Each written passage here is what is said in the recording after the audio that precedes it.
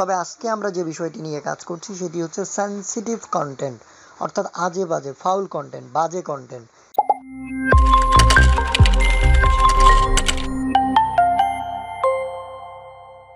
আসসালামু আলাইকুম। আমরা যখন ফেসবুক ব্যবহার করি আমাদের টাইমলাইনে আজে বাজে ভিডিও চলে আসে, লো কোয়ালিটি কন্টেন্ট চলে আসে। এখান থেকে বাঁচবেন কিভাবে সেটির একটি চমৎকার উপায় রয়েছে। প্রথমে আপনাকে গুগল প্লে স্টোরে যেতে হবে, গিয়ে দেখতে হবে আপনার ফেসবুক অ্যাপসটি আসলে আপডেট রয়েছে কিনা। যদি এরকম আপডেট চায় তাহলে আপনার অ্যাপ্লিকেশনটি আপনি আপডেট করে নেবেন, দেন আপনি আপনার ফেসবুক অ্যাকাউন্টে প্রবেশ করবেন।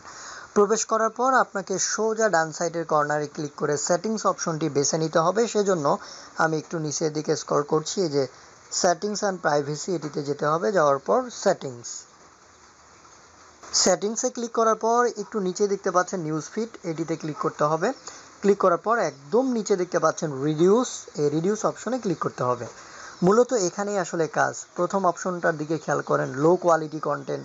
আপনি যদি প্রথমটা অফ করেন তাহলে একদম লো কোয়ালিটির ভিডিওগুলো আপনার ফেসবুক টাইমলাইনে আসবে না, যেগুলো আবার আনঅরিজিনাল অর্থাৎ ভুয়া টুয়া ভিডিও, সেগুলো আসবে না।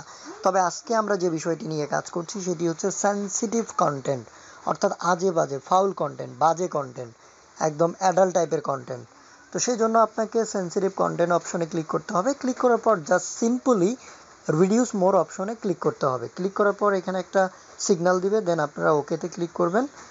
তাহলেই দেখবেন যে এই অপশনটি আপডেটেড হয়ে গেছে।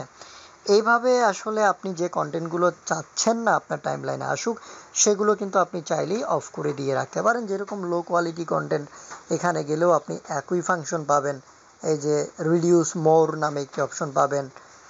তারপরে আপনি যদি আনঅরিজিনাল কন্টেন্টে যান, এখানেও রিডিউস মোর নামে অপশন পাবেন। সবগুলো অপশন আপনি বন্ধ করে দিবেন, তাহলেই কিন্তু আপনার টাইমলাইনে আজে বাজে কোনো ভিডিও শো করবে না। আপনি নিজেও সেফ জোনে থাকতে পারবেন। আপনার পরিবারের যদি কাউকে আপনি সেফ জোনে রাখতে চান তাহলে তার ফেসবুক অ্যাকাউন্টে এই অপশনগুলো বন্ধ করে রাখতে পারেন।